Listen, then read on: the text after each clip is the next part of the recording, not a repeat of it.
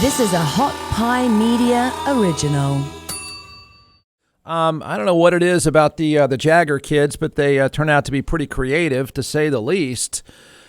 Sitting next to me is Chris Jagger, and the book is Talking to Myself, and the latest release is Mixing Up the Medicine. But I got to tell you, that is just the start, like a tip of the iceberg of some creativity here that's, until I sat around and started reading more and more and more, is pretty fascinating. First of all, welcome back to Austin. Yeah, hi, Jeff. Nice to be here. Or should I say howdy? No, nobody. I don't think anybody does that anymore, as you know. You got to tell me and tell the audience how it is, two kids, you and your older brother, who, by the way, is in a band that's playing here on the 20th. Oh, the blues band. Yeah, that blues band. Exactly. No, I think it was the blues cover band. Blues cover band. That's what I've heard. But you got to tell us all, because you've done a documentary about blues music. You're a writer. You've done some really, this album is really good. For those of us from Austin, this is the real stuff. Like, this is the authentic thing a lot of us grew up with.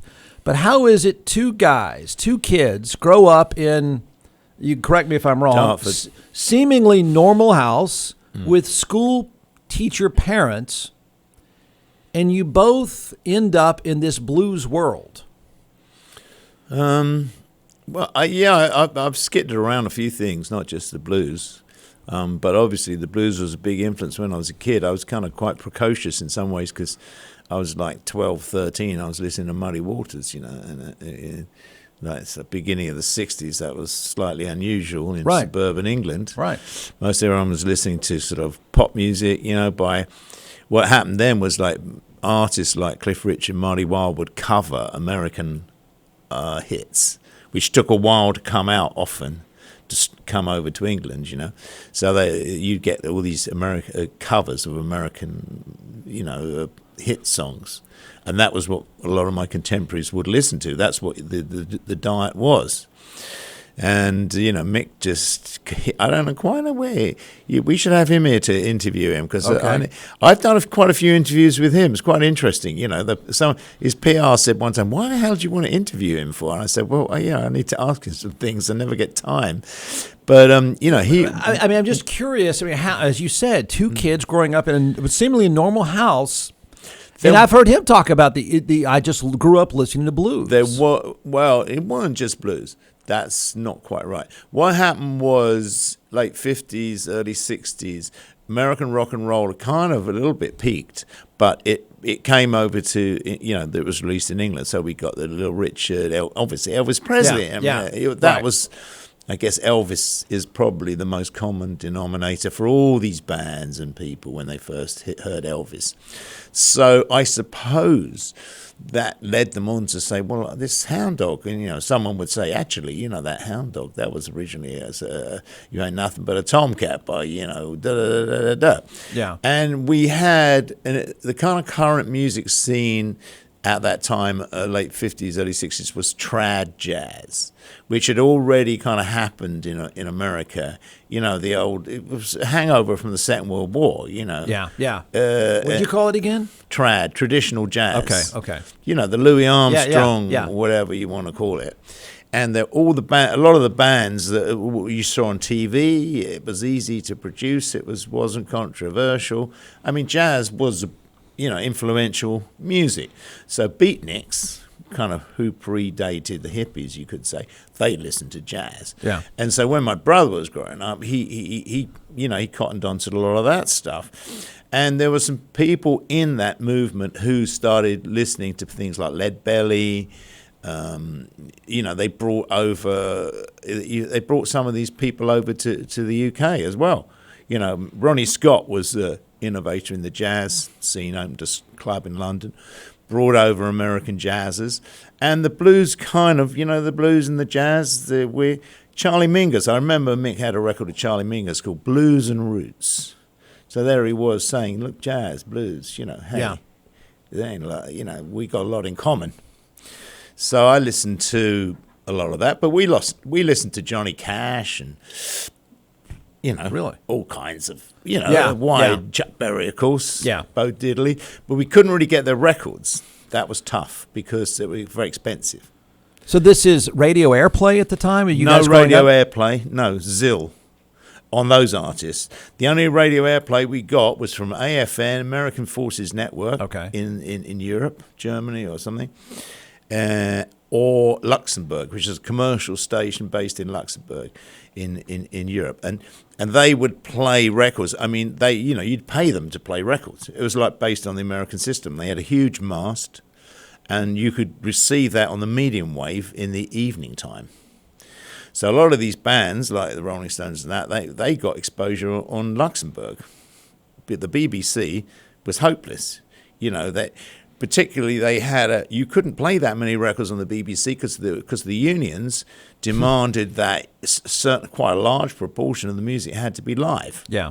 To employ the musicians. Right. Which is you can't say it wasn't a bad idea. Yeah, right. But so it was limited. So what they played was all very safe stuff and then they played chart stuff, but then that was the pop charts, obviously, which wasn't blues and stuff like that. Yeah. And, the Beatles opened up a lot of avenues, didn't they? Because, they kind of covered pop. They covered things like, the Miracles, songs, Tamla Motown.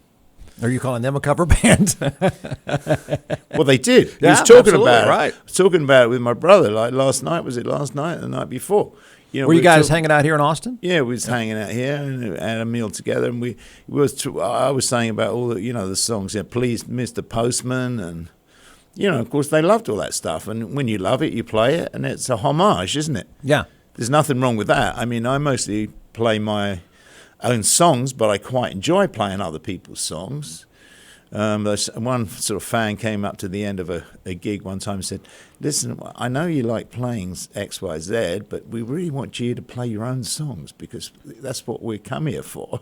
Yeah. And I figured, fair enough, So the song that we have, would this for you and your brother? Is this really your roots? If you have to pick something, this really is this is the consummate piece for me. What's that? From the album.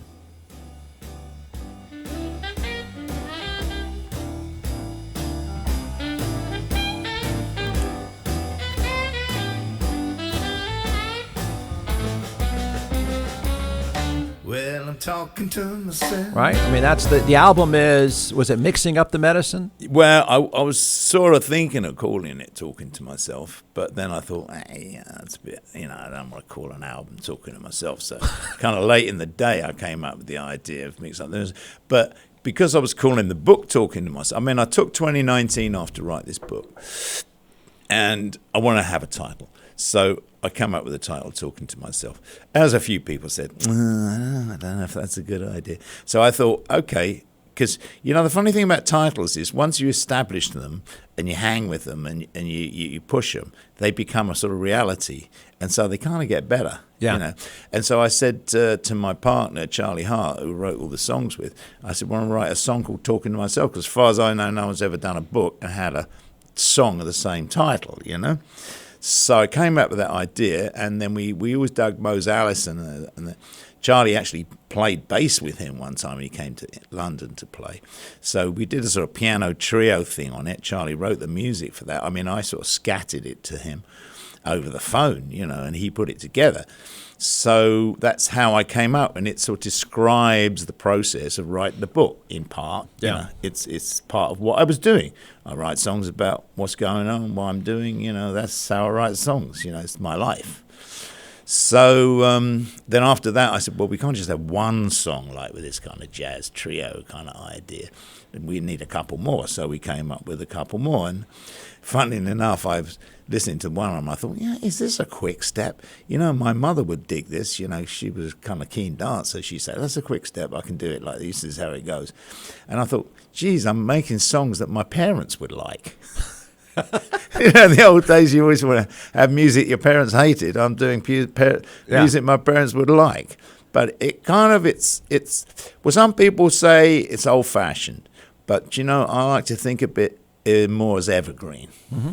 kind of a classic, or, because, a good song, we were talking about covers, weren't you? Sometimes I do a cover of Blue Skies. That was written in 1920-something to be in the jazz singer, and it's a great, Willie Nelson famously did it, of course, It's a great song. It's a good song now, and it's a good song there.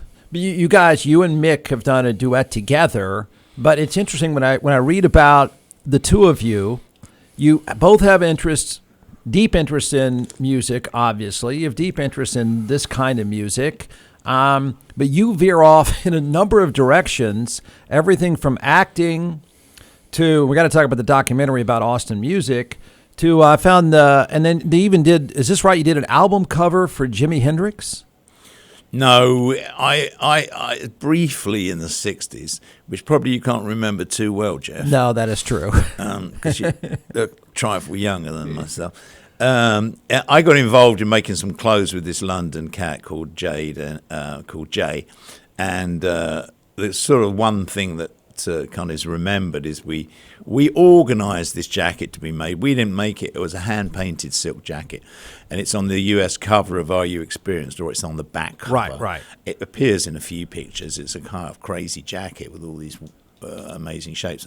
So, yeah, we sold Jimmy a few. But you were designing clothes. Well, we did design. I can't call myself a designer, but we sort of facilitated the whole thing. So I write about that in my book, and obviously sometimes people like to ask you about it because it's kind of it's interesting thing. It's pretty different. I mean, because the 60s was a kind of revolution in a lot of fields, not just music. It was, there was poetry, there was visual art, there was magazines, there was fashion. Yeah. So it kind of all happened together, and each one kind of fed the other one. Yeah. It wasn't just rock and roll bands.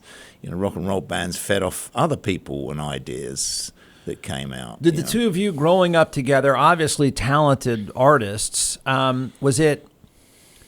could you not work together? Because you've done a duet together. That's fantastic. Could you not work together? You just chose, we're just in different places. We want to take different paths. Well, he's got this band that he's kind of committed to. Yeah, I've heard about that. He's kind of got. But even I'm talking about growing up with your interest. I see. When I was too much, 4.5 years, Yeah. Okay. It's too much. Too much. All right. So I was like, when I was 13, he was already off the horizon there somewhere. Okay. He was like 17, 18. He's already gone.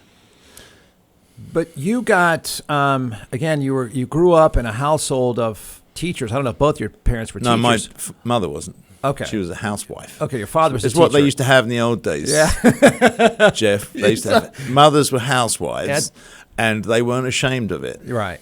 Strange to think now. Yeah, absolutely. But you get accepted. I mean, this is you get accepted as at University of Manchester or Manchester University. Your brother, I don't know if he went or got accepted to the London School of Economics, which is okay. He went. I didn't actually get there. Yeah. So how did that go over? We're two obviously smart guys, talented guys. Not very well. Yeah. Okay. I figured as much. And did he graduate? No. Okay. So at least I can say, well, he didn't graduate either. So I didn't even go. In fact, I was in Manchester the other day. But at the time in England, there was only 2 places in the whole country where you could study theatre studies. Theatre studies was something you did at a drama school, which was probably quite hard to get into. But I didn't want to go to a drama school. I wanted to study theatre, kind of, because I already had a taste of it. I already worked in the theatre in London, which when I left school, I worked for 6 months in a theatre, which kind of was a good thing and a bad thing because, it was interesting and I got a little experience, but then I saw the actors, and quite a lot of the actors, I saw what a hard life they had. Yeah. And quite a lonely life and not much remuneration. And it's sort of, I thought, is this what I want, really? I don't know if I want this. But there was what happened to me was there was so much happening in London, 1967 you're talking about. And Manchester, there was nothing happening in Manchester because this kind of, the swing 60s happened in London, but it didn't happen in Manchester. Yeah. And you guys grew up in a suburban area of London, correct?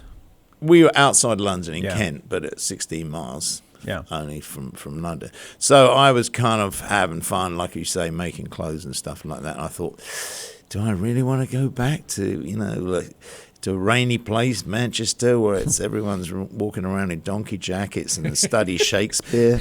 I kind of thought, I used to have, I don't know when you left school, I used to have dreams about the dreams about going in the exam and not having swatted up. Right. Anxiety. Anxiety. You spend a lot of time at school, don't you? I mean, 18. I was 18 when I left school. And then you take a year off and then you got to go back again? Nah. But your big brother went. Yeah, he kind of, I don't know how much he did. I'm dubious about that. And that was in London. Yeah. He was in London. You're going back a lot of years. John McClellan is the co-founder and creator of ATX Hot Sauce, now in all 50 states and several retail outlets as well. So what we're going to do today is we're going to let this social media rock star chef walk us through 4 different sauces, and then I'll taste, and we'll tell everyone why they should buy. You can give the science behind these, and then I'll make the simple recommendation. Go to atxhotsauce.com. All right, I don't think let's anybody's go. heard the website. Yeah, I know. About you, Jeff, but it is atxhotsauce.com. I'll say I got that one right. 345 times, atxhotsauce.com. So let's do it. I brought 4 flavors here, and we're going to test your palate today. Okay. And I only brought 4 because I didn't think you could handle 5 or 6. Yes, Probably a smart move. Yeah. And so the first one we're going to try here, it's called Beet Heat. And just like the name implies, it has beets in it. It's made with red Fresno peppers. Red Fresnos are red peppers that are they're hotter than a jalapeno and a little bit less than a serrano. So not super hot here, just a lot of really good flavor. So we're going to start with this one, and then we're going to move up the chain. Okay. I've had the beet heat, but okay. Yeah, we're going to try it though. It goes well with a cab. All right, Jeff's savoring beet heat. I'll even do it with you, so that should be all right. Now remember, it is hot sauce. Yeah. Oh, it is. It's hot sauce. Trust me, man. Wait, It's hot sauce. is that one hot to you? No. A little. Yeah. The great thing with the fermentation process is you get a bunch of the flavor right up front. Yeah. And then the heat comes, but then it dissipates pretty quickly, especially with the red Fresnos. This is not a very spicy one, but it is a very tasty one. Goes on great on sandwiches. Beet heat. Beet heat. BEET. Heat. All right. Go to atxhotsauce.com. That's right. But I mean, looking back on the book, stuff I've done, I realized that most everything I did was self-taught. That's the funny thing. I didn't really have a lot of formal education, or practically none. And a lot of the guys, you haven't come onto this, but that instead of going, I felt guilty about not going to university. So I went traveling to India, right? Took me 6 months to get to India, traveling overland, Turkey, Iran, Afghanistan, Pakistan, Nepal, and I spent a year in India. I met a lot of people and quite a lot of Americans. I was hanging out with quite a lot of Americans. There was 2 in particular. One was called Richard Horn, who'd written a book for Evergreen Press in New York, and he kind of knew Kesey. He'd met Neil Cassidy, who was the model for Kerouac's On the Road. Just to give you an example. He was a New York Jewish intelligent guy who was a grandmaster at chess and stuff, older than me. And then Rick Watson, who was also a writer from Stanford on the West Coast. His father worked for NASA.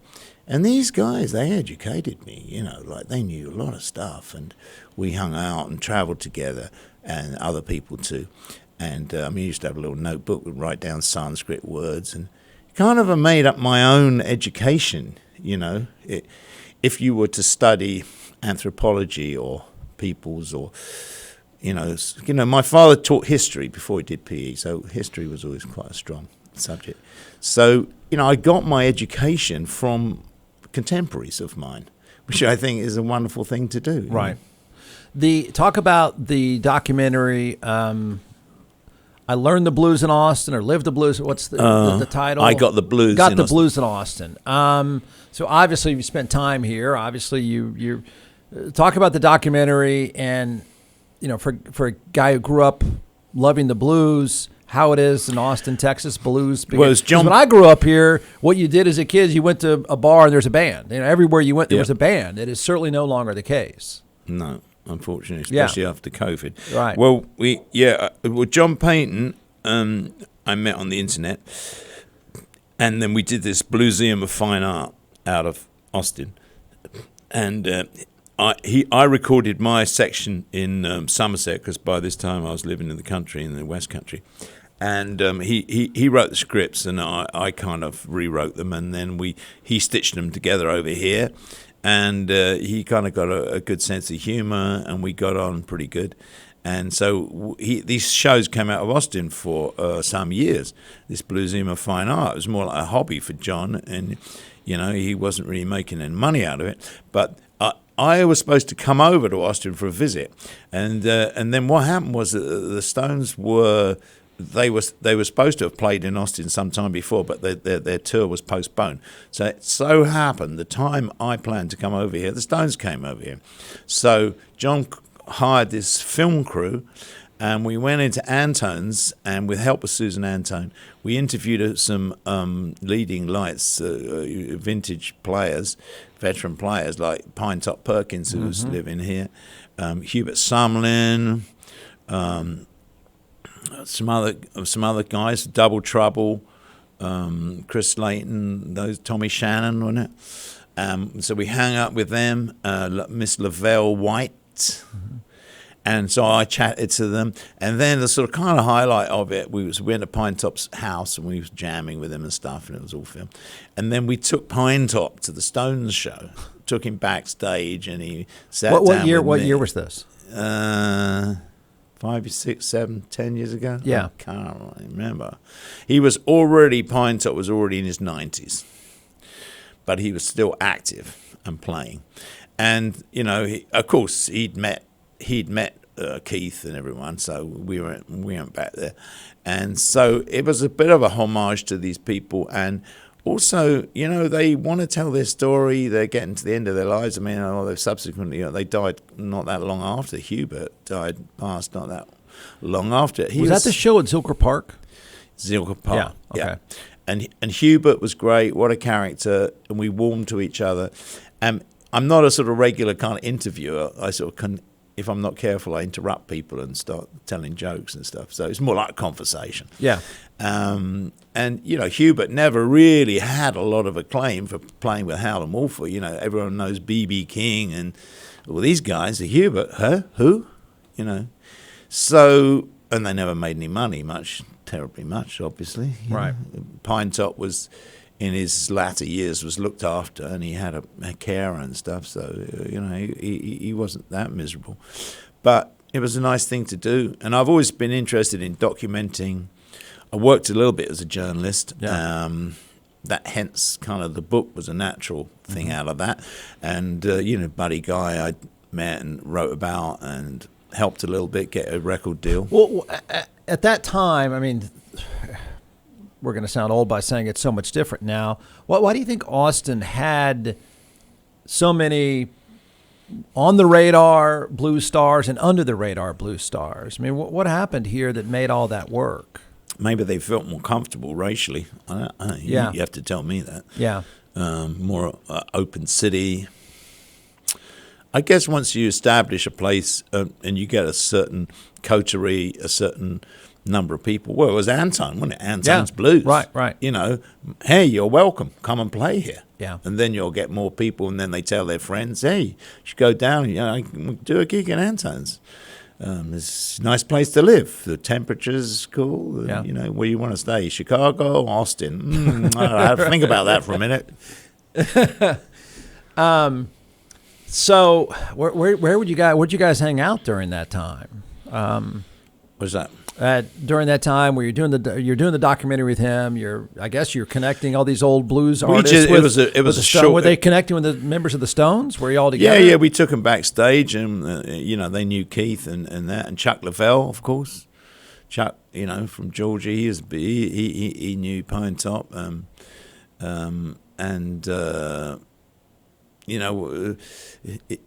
I tell you, Pinetop, he was funny.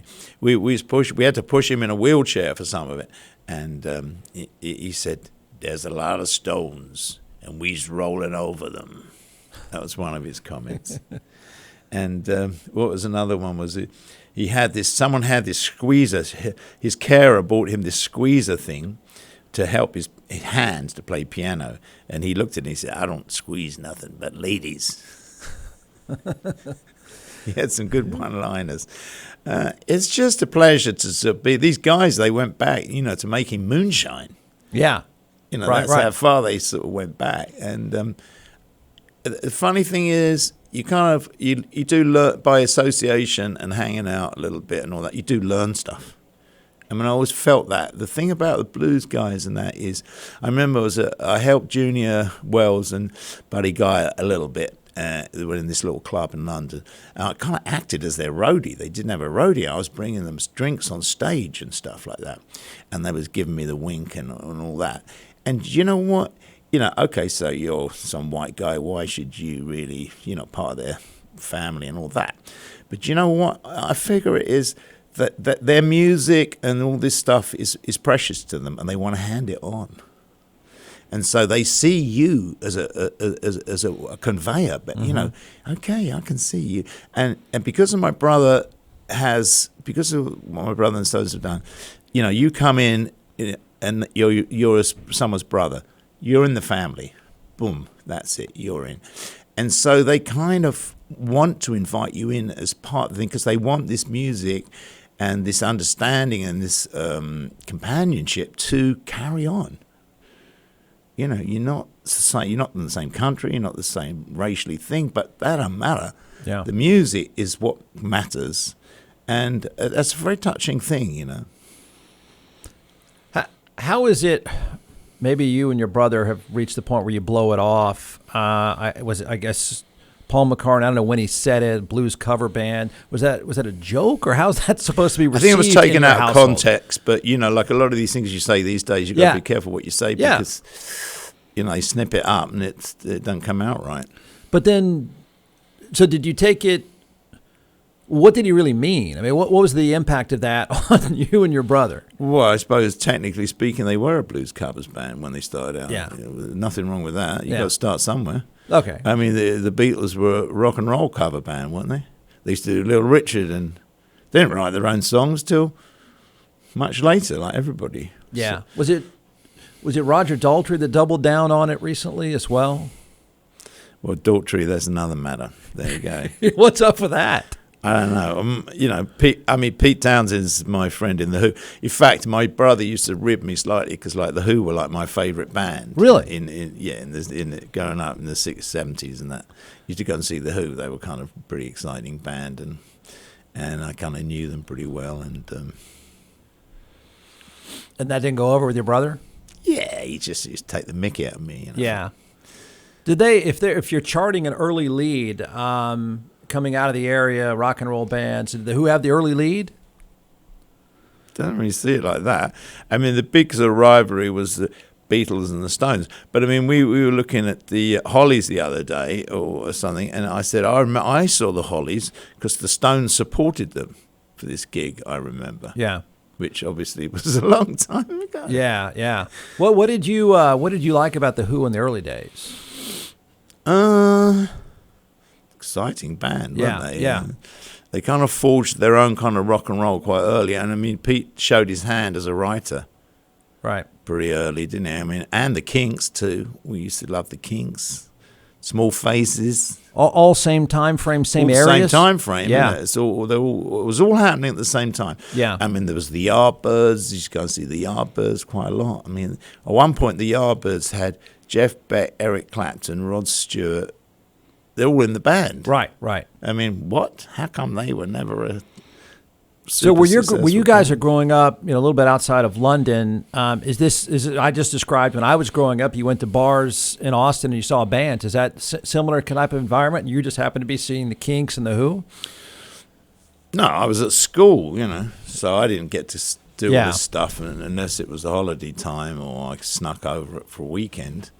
My brother was already gone, I mean, he was already touring in the US and stuff, wasn't he? I was still at school. So, I spent a lot of time listening to music and I listened to a wide variety of music and I still do. But would you call this classic blues that you've done? I mean, is this sort of going back in time for you? Well, when you write, you come up with song ideas, and I bounce them off Charlie Hart, who actually has got a connection here with Austin because he played with Ronnie Lane in Slim Chance, in the band Ronnie Lane had before he came out to Austin, and he's got a kind of a bit of a tribute band to Ronnie called Slim, which he runs. So I mean, I really composed these songs with Charlie. And when you're picking songs for an album, like I say, they got. I tell you what I found the merit of each song is, I sort of defined what is the essence of this song. One of the songs I said this is kind of like voodoo. It's a bit like a kind of Dr. John. So that's how the essence of the song was that. So anything you put with it had to add to that. There's no point in gratuitously adding something, right? Because it sounds good or something. It's got to be in that, or it's got to be in the groove. It's got to swing. So like some of those songs will kind of swing to you. And so, okay, you could add something else. Does it make it swing better? No, not really. Well, we don't need it. But we cut 7 of those tunes in 2 days live in the studio because a few people have said, was that the lockdown album? I said, there's no way you could make that album during lockdown because everyone's in the studio together. Right. We're all playing live. We had some overdubs, but not a lot. Yeah. Overdubbed the horns and redid the vocals. Some of them, or one of them we didn't. But, kind of, I think you want a song to say something. I mean, I'm really a kind of songwriter, so I'm not really totally into genres. I like different, and then I like Cajun tunes and Zydeco. I've done quite albums featuring that kind of sound. Mm-hmm. There's only one track on this one like that. So I kind of move around a lot of different kind of genres. So I don't really consider myself as a blues guy at all. Well, the book is Talking to Myself, and the album is Mixing Up the Medicine. And is there a way everybody has this now, is there a way you want people to follow you? It's like a standard question now. Don't know, my website. Yeah. All right. All that social media stuff. Well, Chris, thanks for stepping in. Cool stuff. Great story. Great songs, too. It's, for someone who grew up in Austin, we just don't hear much of that anymore. It's lost. Yeah, well, there are no samples or, loops on there. Yeah, right. All right, good seeing you. Cheers.